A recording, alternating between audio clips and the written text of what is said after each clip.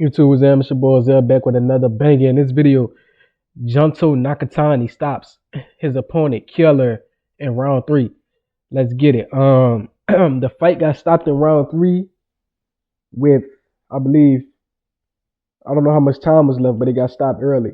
So I mean, he was dominating David Cuellar. David Cuellar wasn't really too much game, right? He ran through him, and the fight was early because Japan, they on a different set of time as us. Junto was fighting early, Inoue fight early, and sometimes I wake up to catch the fight, sometimes I don't. I watched Inoue last fight. The guy wasn't really in the competition, and that's a common thing in Japan, right? They best fighters knocking guys out in a short amount of time. So really, it's not much competition in those weight classes. You feel me? Yeah, Nakatani gave him the belt. Um, yeah, he gave him the belt. BTA. It wasn't really competitive. 3 round slugfest, knocked him out, got him out of there. And Nakatani 30-0, bro. So I don't think that there's good enough competition at those low weight classes for these guys because they hit like very hard for those weight classes. I think the only competition is going to be when they move up, right? Just like Tank Davis, we say Tank Davis not fighting anybody.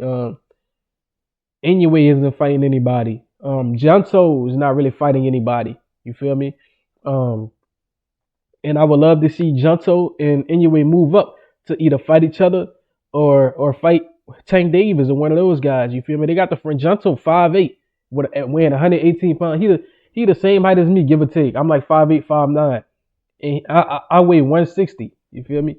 So no way a grown ass man the same size as me should be cutting down to 118 pounds. You feel me? That's almost illogical. I almost don't believe it. You feel me? Cause the dude, they just hit way too hard for their division, and that's it. Tank hit way too hard for his division as well, which is why I think he need to fight the best and move up. Same thing. But if the best don't fight the best, then boxing dies off, and that's what's been going on. But obviously, before Junto moves up, I want to see him unify at least once. It's most likely going to be against the IBF champion Ryusuke Nishida, who's also a 118-pound champion. So it's an interesting way that it's going. I think they bantamweights. I think they're both bantamweights.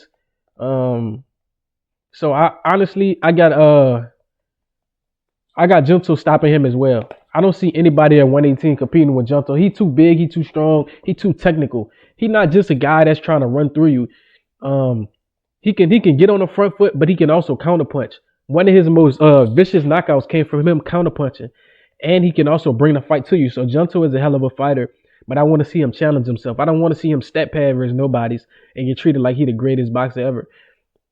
Just like Inoue. Inoue only got 3 fights that I know of. Steph Fulton, Louis Neri, and what's his guy name? Donaire. Nonito Donaire. That's the only fights I know Inoue for. But honestly, the big fight that the whole Japan Super Bowl would be Junto Nakatani versus Naoya Inoue. That would be Japan's Super Bowl. And I'll spend money to watch them dudes fight. If I could come in person, I would. Trust me, I love boxing. I would definitely come to watch those guys fight. Junto versus Inoue would be a hell of a fight. Honestly, it's tough to call, right? Because Junto would be probably one of the biggest opponents Inoue fought. He's southpaw. Inoue, it's not as easy against the southpaw. And he got good counterpunching ability. And Inoue chin been cracked before by Louis Neri.